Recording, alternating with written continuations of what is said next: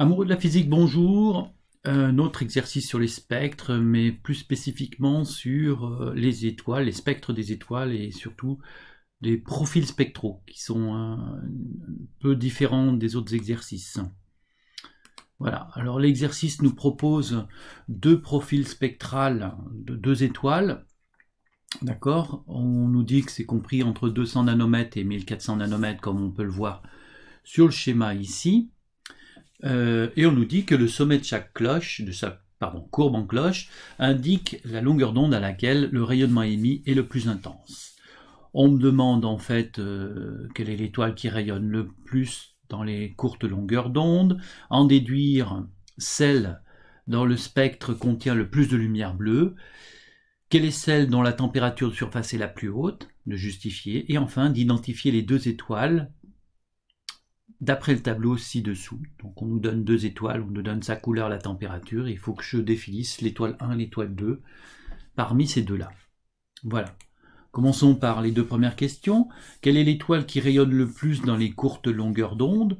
Je vous rappelle que les courtes longueurs d'onde, comme son nom l'indique, c'est les longueurs d'onde de courte dimension, à savoir à gauche de mon graphique qui est ici, donc c'est quand même pas très difficile. L'étoile qui rayonne le plus, on me dit que c'est là où le sommet là où la courbe est au sommet à ces niveaux-là. Donc on voit bien que c'est la courbe rouge ici, l'étoile 1, qui est en haut sommet autour d'entre 400 et 500, alors que l'étoile numéro 2 bleue est plutôt autour de 1000 par là.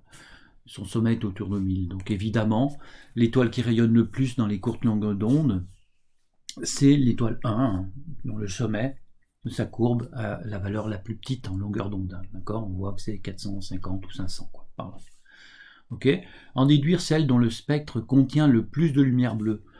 On sait aussi que le bleu est du côté de 400 nanomètres. 400 nanomètres, on est du côté du violet et du bleu, alors que 800, on est du côté du rouge.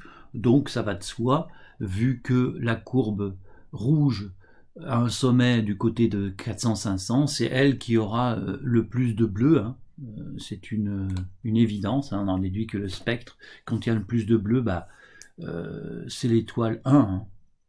C'est toujours la même étoile. Voilà.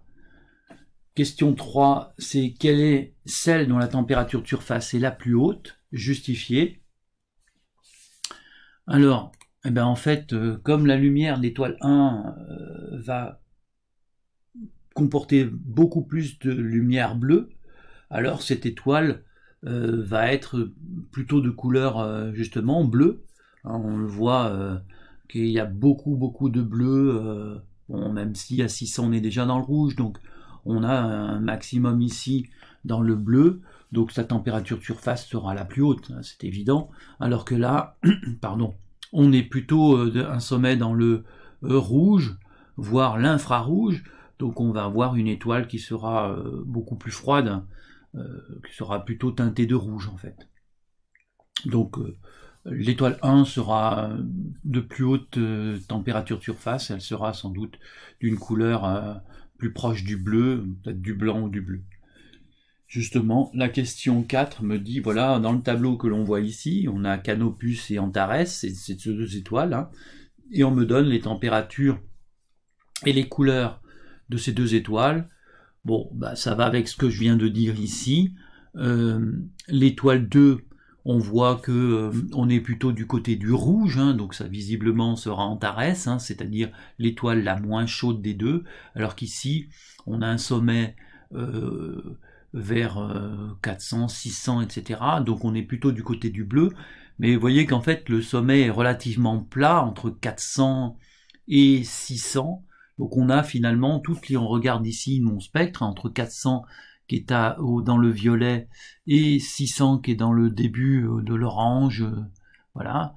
Et bien en fait si j'additionne toutes ces couleurs, on est déjà dans le jaune-rouge, sachant que le rouge ici est encore jusqu'à 800 et c'est encore relativement haut, donc on est dans le blanc, jaune-blanc, voilà. Donc effectivement ça va avec, quand je fais l'addition de toutes ces couleurs, ça fait du blanc, donc ça va avec ce que je viens de dire, c'est-à-dire que finalement Canopus c'est l'étoile la plus chaude, la température donc de 6000 degrés de surface, et donc la deuxième, l'étoile 2, est plutôt du côté du rouge. Donc ces spectres-là me donnent effectivement la couleur de l'étoile et en même temps leur à peu près température de surface. Voilà. J'espère que cet exercice vous aura plu. Il est légèrement différent des autres et c'était ce qui m'intéressait de vous montrer. Moi, je vous dis au revoir et à bientôt pour une nouvelle vidéo. Au revoir.